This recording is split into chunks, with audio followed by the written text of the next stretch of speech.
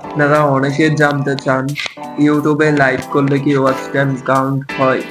Watch time কি YouTube মনিটাইজেশনে ধরে? হ্যাঁ, ওয়াচ টাইম ইউটিউব মনিটাইজেশনে ধরে। আর এটার প্রমাণ আমি আপনাকে এই মুহূর্তে দিচ্ছি।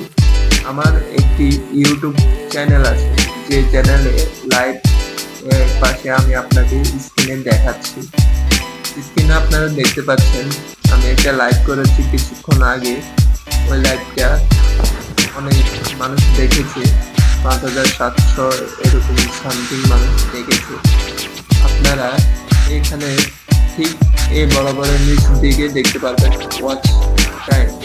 ওয়াচ টাইম আমার এখানে কাউন্ট হয়েছে এবং এখানে নির্দিষ্ট একটা ওয়াচ টাইম শো করেছে।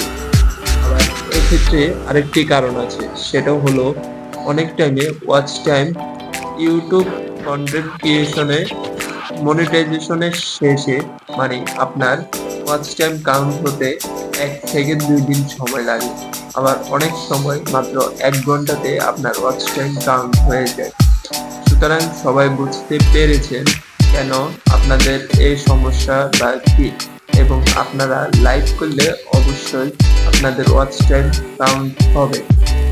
সবাই ভালো থাকবেন। আল্লাহ হাফেজ। আসসালামু আলাইকুম।